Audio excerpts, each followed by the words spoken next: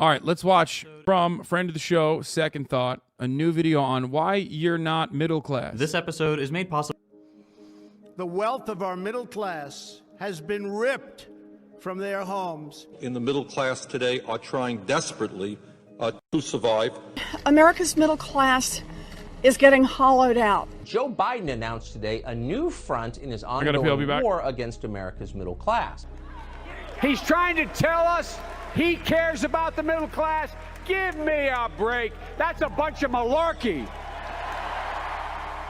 Pop quiz, Corn Pop. Are you middle class? Well, that depends, obviously. So many variables to take into account. Where do I even begin? Okay, for starters, are you a millionaire?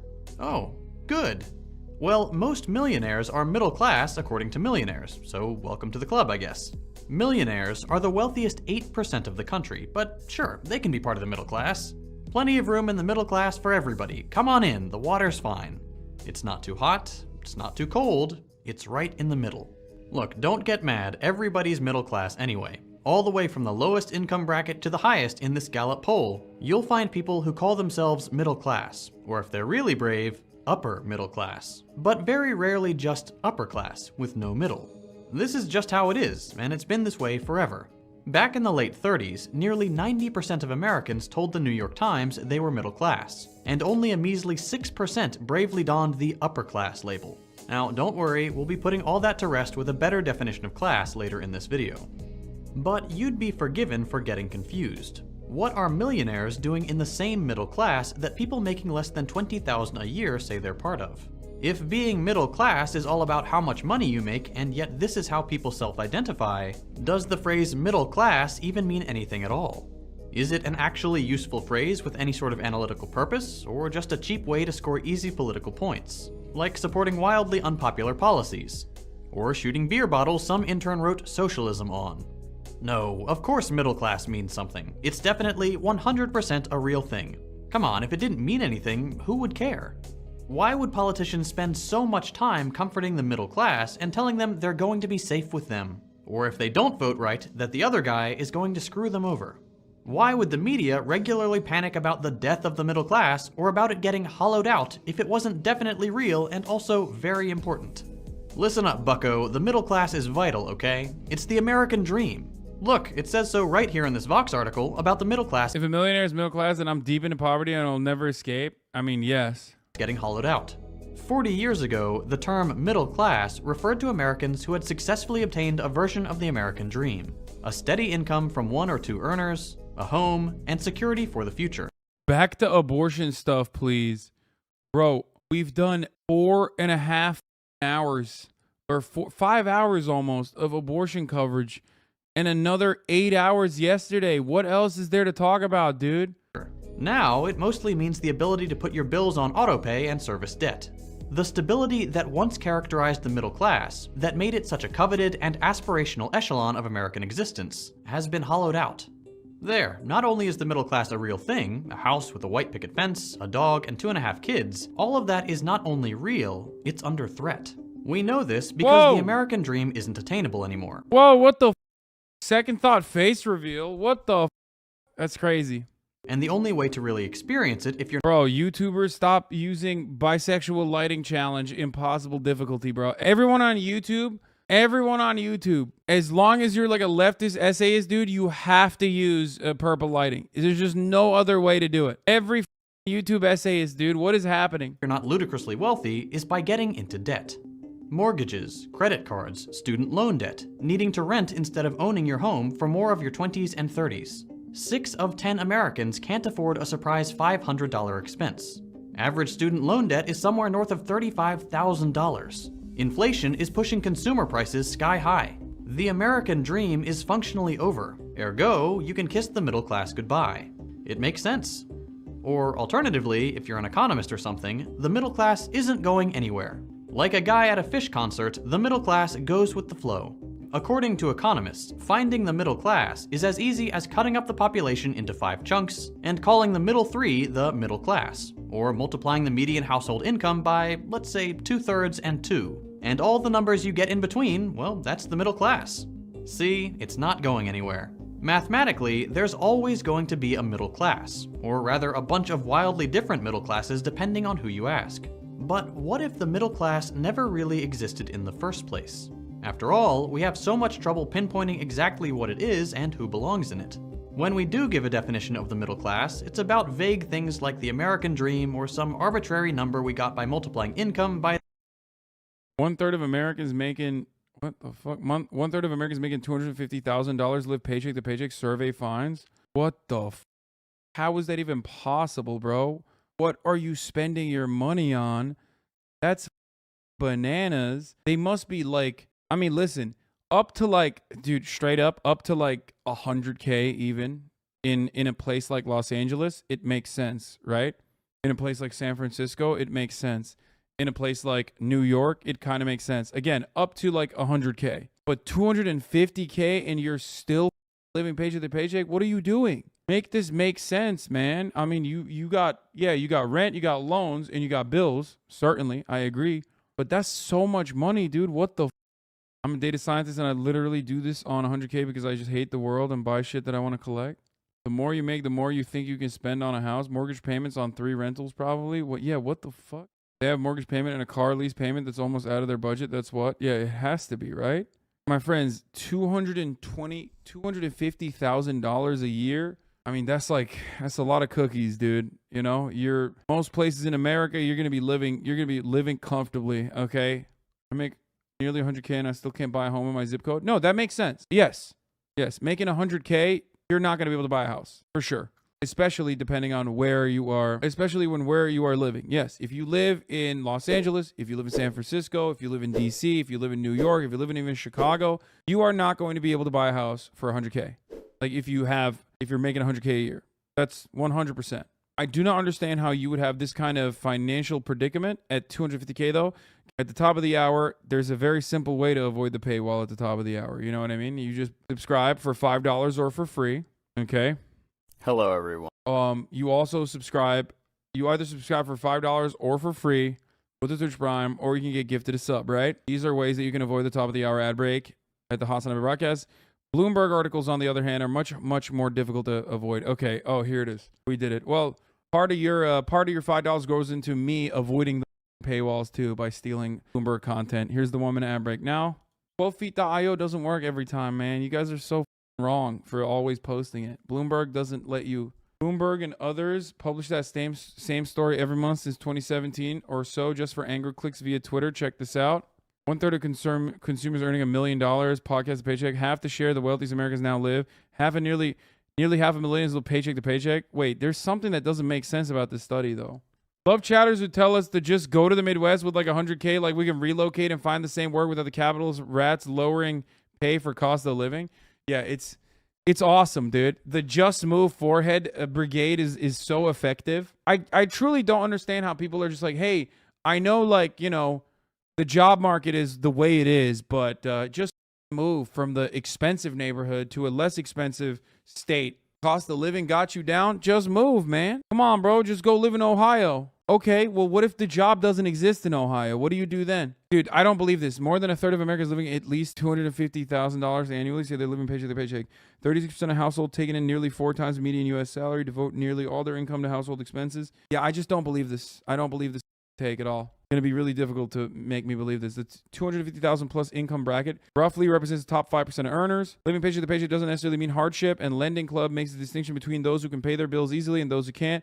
Only a fraction of high earners, roughly 1 in 10, reported issues covering their household expenses. How? What are you, living in a are you living in Trump Tower? Are you living inside of Trump's walls? Like how? Housing expenses, which typically take up large chunks of the budget of wealthier people, have skyrocketed during the pandemic. Okay. Dumping it all into the Roth IRA account. I mean, yeah, you have to. If it's 250K, you must be dumping like the legal max. Living beyond their means too. Probably the same people reporting they're middle class. They have a different definition of paycheck to paycheck. It's literally that they just have investments so they don't keep cash on hand. Oh, no way, dude. Are you serious? A 9 percentage point increase from last year. The finance, the lifestyles, higher income households are more likely to put expenses on credit cards, but also not be able to pay their balance in full. U.S. consumer borrowing soared. What? That makes even less sense. About 78% of Americans said they were doing okay financially or living comfortably. The highest share since the Fed began running the annual survey in 2013. Still 1 in 9 respondents say that they wouldn't be able to cover a $400 emergency expense by any means, including credit cards, borrowing from family or friends, or selling an asset.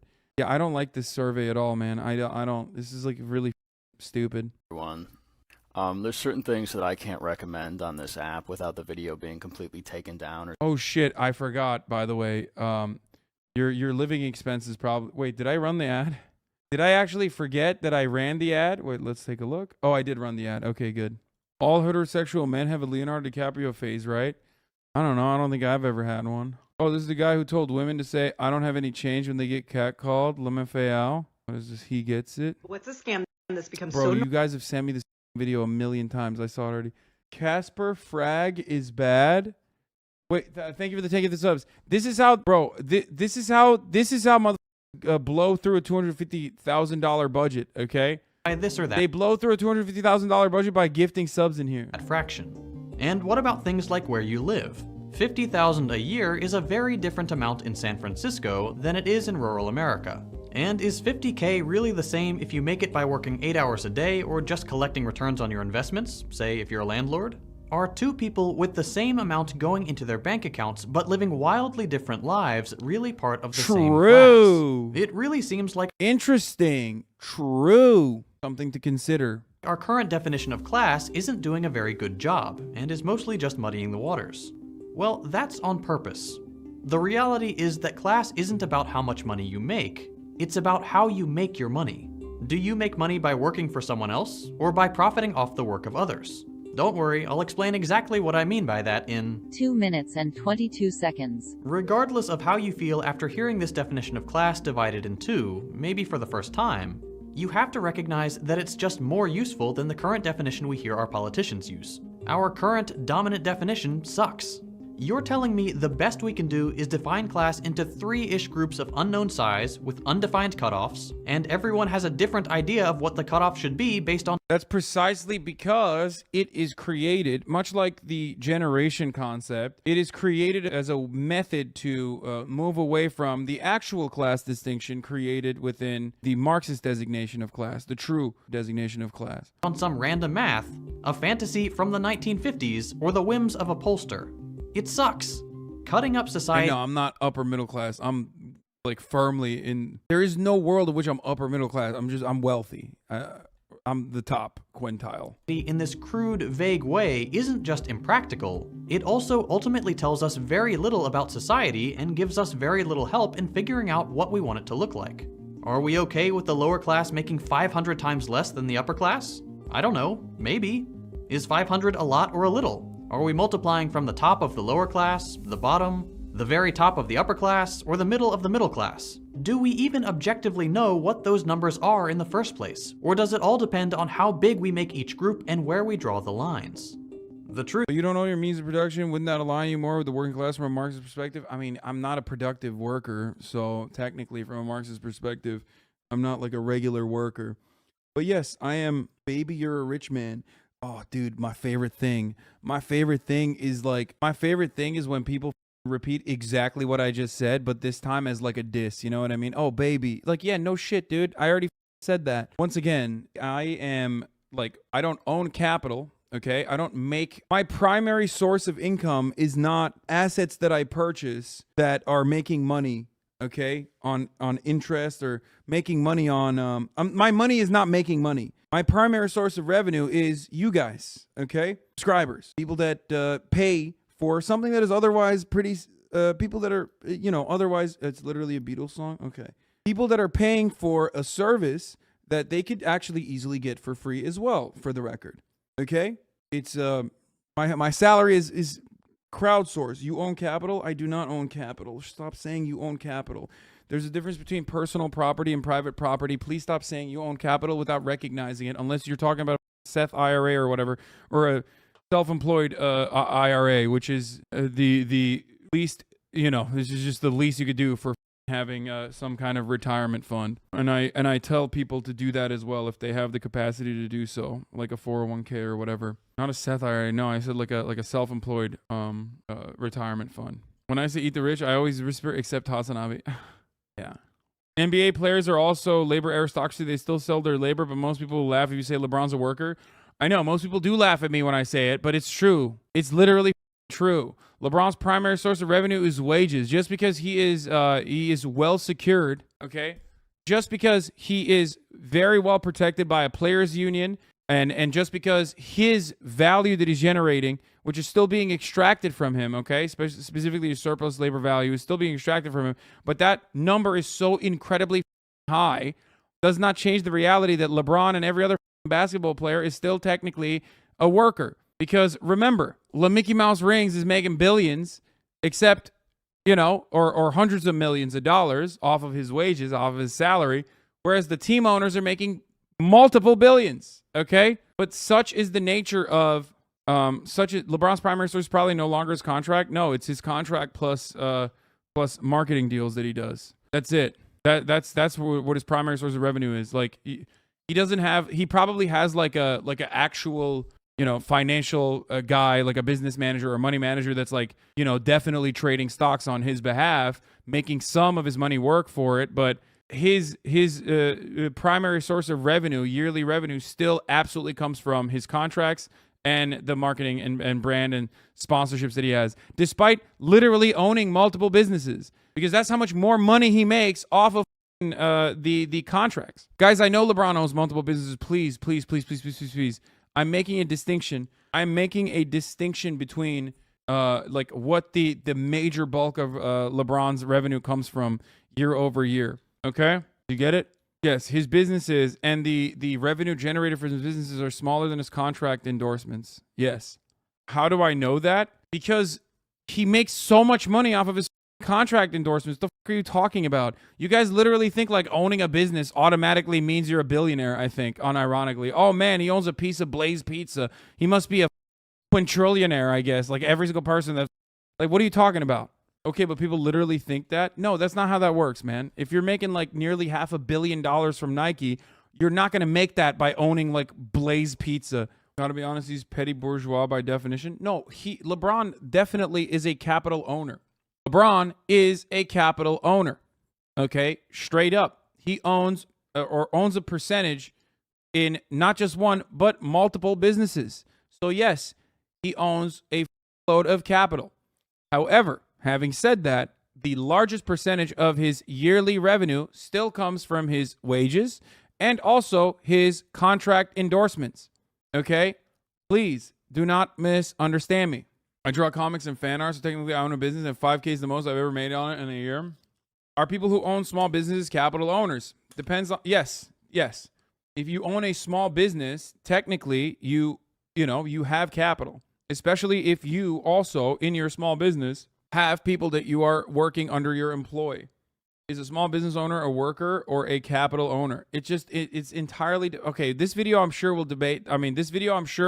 will make sense of this, so let's just continue watching this video. Truth is, we don't have a clue. It's all random choices and opinions when you define class by income. And at the end of the day, it's what allows one politician to say they're helping the middle class, while another says they're actually hurting it. They can be looking at the same numbers, but because we don't have any universal frame of reference for what the middle class is, they can technically both be right. One guy can say, this is what's happening to the middle class, and the other guy can say, malarkey, and then nothing. We don't have a good way to even start agreeing on the facts, and therefore our politics go nowhere. Things don't change, and politicians know this. So what if we actually made an effort and used that second definition of class I talked about earlier? The advantage of dividing class along the lines of how you make your money instead of how much you make is that not only does it still give you an idea of the how much question, on top of that, you get a great insight into how the economy works, what your interests are, and therefore which politicians it actually makes sense to support, instead of hearing both sides tell you that they're the ones who really fight for the middle class and assuming whichever one you don't like is just lying. You will benefit from seeing class in this more practical way, because right now, politicians and the people who finance their campaigns are the ones benefiting from the vague definition that keeps things the way they are, in their interest. And just so we're clear, yes, owning a house is not capital. Owning properties that earn rent is capital. There's a difference between, a house can increase in value, okay? So there is that element to it. But if you're buying a house with the sole purpose of it being personal property that you're living inside of, there's a difference between buying a house so you can rent it out, okay? One is an asset. The other is personal property. There's a difference between personal property and private property. Okay? Do you get it? I'm not trying to generate income off this property. House is not an investment property. That's why you have to pay 25% for an investment property instead of 10%. About how I'm defining class, here it is. Society is divided into two classes, not 3, not 4, not 7. On the one hand, there are those who need to work to live, and on the other, those who have the privilege to make other people work so they don't have to. So long as you exchange your mental or physical energy for a salary, you are part of the working class, the class of people that works. A term which I know is confusing because to most people, working class just means poor. But here, it literally means what it says, regardless of whether the work you do is white collar or blue collar. The remaining few who make most, if not the entirety of their money through rents, speculation, or profit, mainly by owning things like companies or housing, not through their own work, are called the capitalist class, or So this designation, and this is great, I'm glad that Second Thought is doing this, but the merger of this distinction is deliberate, as he also aptly put. It's so that a landlord who's like only netting, let's say, 100 grand to 200 grand a year, okay, can firmly claim that they are also getting shafted by the government or whatever, despite having a shitload more free time as a consequence of his money coming from the productive assets that he has, okay? He's not working 40 hours a week minimum to reach that level of income. The owner class. But what's the point of all this? Let's start with the advantage politicians get by pretending class is about how much you make, not how you make it. As we've already seen, the first advantage of the vague definition is that it makes things, well, vague. We don't really know what's going on, and it's basically impossible to assess what politicians say objectively. But there's more. The vague definition is constantly used to throw the middle class into competition with the so-called lower class. In other words, according to our better definition, two people who are both part of the working class are pitted against each other. Politicians constantly invoke the middle class because you'll— So if you're a CEO, does that make you a worker too? No, of course not. A CEO is not working for anybody, dude. What do you mean? The chief executive officer is sitting on a board, brother, and they're more often than not paid they're paid to literally derive the most amount of profits off of exploiting the workers, and they're usually paid with stock options regardless. So no, the CEO is not even under that definition a part of the working class. You'll always be able to find someone with more money than you and someone with less money than you. So it'll always feel like they're talking to you. And in that process, they warn you against the people below you in the hierarchy. The lower class are the people who make less money than you, and therefore that you are told are out there gunning for your job, or taking your tax dollars for welfare and whatnot. You are constantly pitted against people who are worse off than you. And if that feels weird, it's because at the end of the day, you actually share the same interests. You're both trying to get by and live a decent life. Just like there's no middle class, there's no such thing as the lower class. You're on the same team. The only thing that sets you apart is how precarious your situation is right this second, not the incentives you're responding to and where you could be if the circumstances were slightly different. As a member of the so-called middle class, you're always told to fear, if not outright despise, the lower class. But they're not a threat to your guarantee of a decent life. It's the capitalists above you who enjoy a net benefit from working class infighting. Infighting not only pushes things like wages down, therefore increasing their profits, it also distracts from the fact that they are profiting in the first place, meaning their position at the top of society doesn't get challenged. This can get confusing, like wandering into a Fish concert. Oftentimes, people get a bit confused with all this because they won't feel like they exactly fit into the definitions I've given so far. Usually it's because calling yourself working class feels wrong after years of being told it means poor, especially if you now live a comfortable life working a white-collar job. But most often, the confusion arises among small business owners, people who don't seem to fit in because they ostensibly own a company but still have to work to get by and live a comfortable life. What side of the divide do you end up on if this is you? It's easy to imagine a day where your company will grow and you'll need to employ more people and eventually you won't need to work anymore.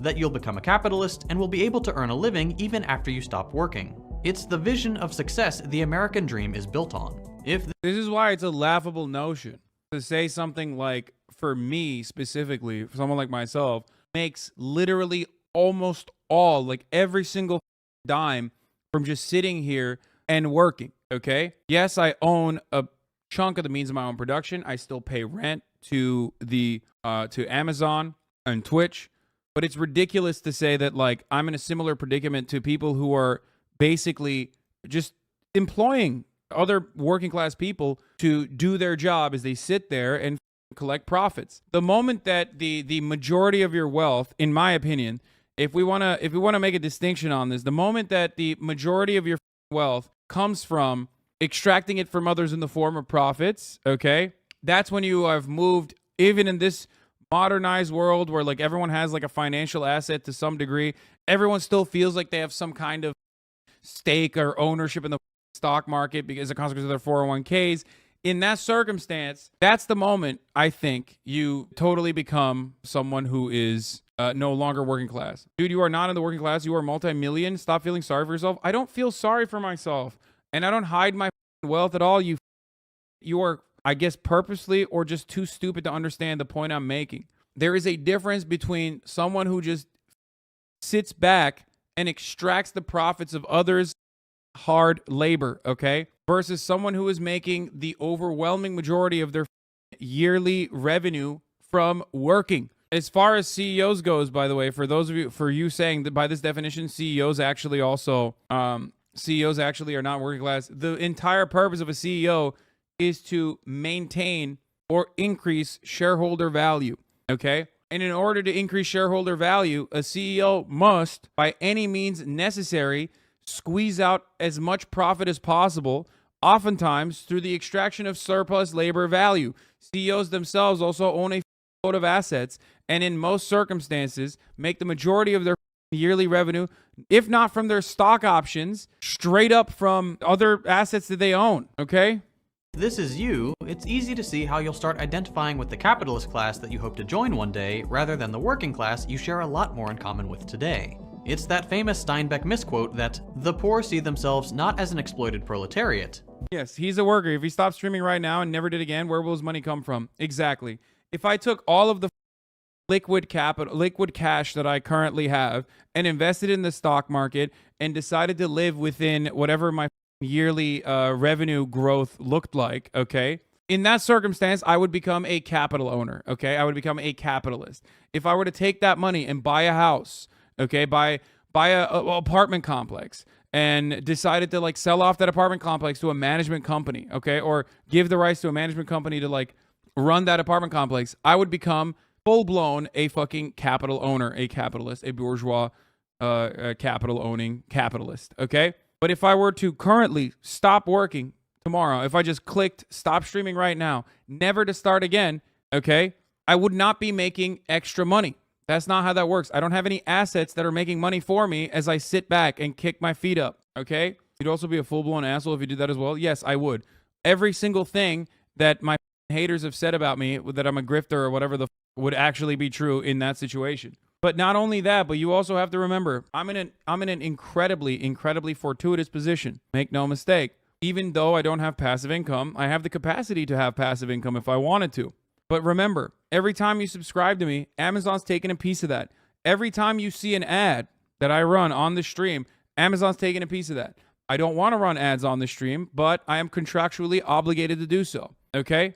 So that's how that works. There are still parts of my labor that resemble a gig economy worker, even though I am an incredibly well-paid one. Okay? But as temporarily embarrassed millionaires. But if you're a small business owner, some part of you intuitively knows what side will actually defend your interests, even though it's not always obvious.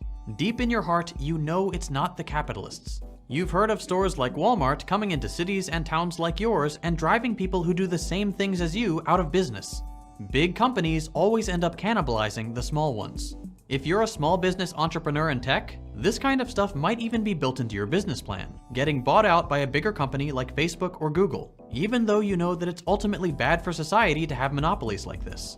But you still do it because it's the rules of the game, and if you don't sell out early, you'll probably just get driven out eventually. Nobody really stands up to the giants, at least not for long.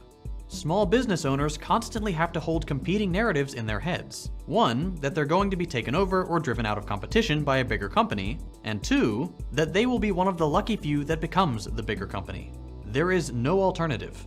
There is no situation in a capitalist economy where businesses of all sizes cohabitate and don't try to encroach on each other's territory. The goal is always growth, and those who don't subscribe to that mentality don't make it very long. 20% of small businesses fail after a year, half are gone after 5, and only 30% make it past a decade. Say what you want about the reasons these businesses fail, the ultimate truth is that the system is not built for small businesses. To continue to identify with the people who it is built for is to bet a lot on the system that will happily chew you up and spit you out.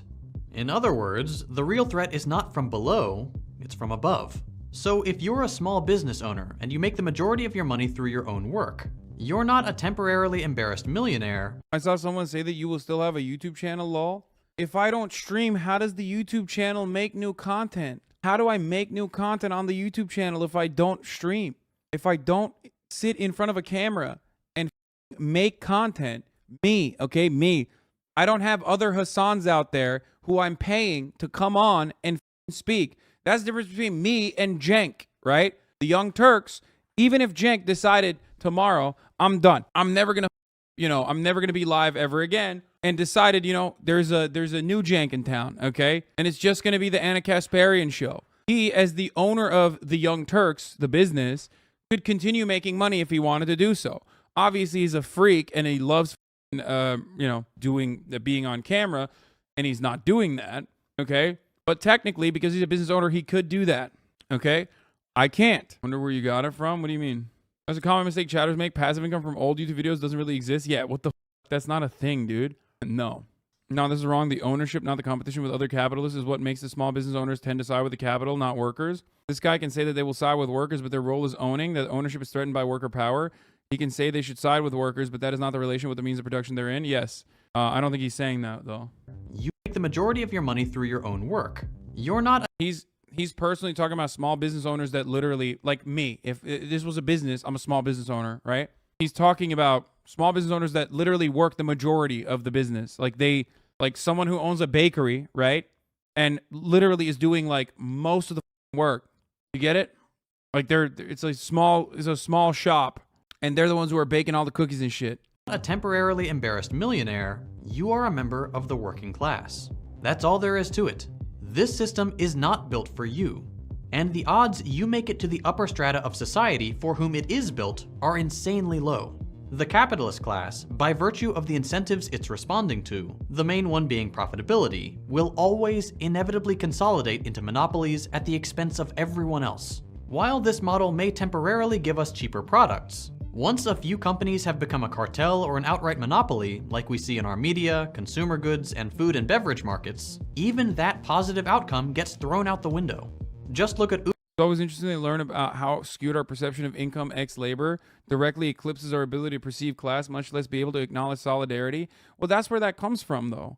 Like that is a deliberate strategy by capital owners to create distinctions such as this one, especially on vague guidelines, vague generalizations about what it means to be middle class, what it means to be upper class. You know what I mean? So yeah, it is it is an incredibly successful designation. And there's also like a negative connotation associated with working class. For example, the idea that like you're poor. If you're working class, you must be poor. That in and of itself straight up is, again, reactionary framing on it. The idea that if you're a socialist, you must be poor. That is also yet another reactionary framing on the mentality that like is supposed to squash any kind of successful movement or any kind of like person who is successful while still maintaining the same attitude that they had when they didn't have a lot of money. Okay? Like the guy who said you were feeling sorry for yourself because you said you were working class. Exactly. Thank you. I don't feel sorry for myself. And I also don't fit the perfect mold of being working class, okay? I completely understand that. I get it. This SBO hate in this chat really shows its age. All the SBOs I know work like 60 hours weeks minimum. Working class does or socialism is not about poverty, okay? To be rich is glorious. You know who said that? A man who made a gamble and actually was a very successful gamble. Part of the reason why America is in the state that it's in right now, okay? Socialism is not about being poor. I myself am not a dentist, but that is what he said.